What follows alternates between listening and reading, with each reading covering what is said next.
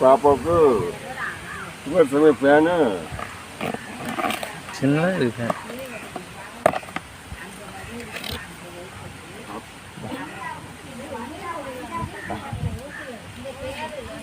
கொடுத்து ஏன் எங்கேங்கிறியா current card இப்போ பார்த்தீங்கன்னா ஃப்ரெண்ட்ஸ்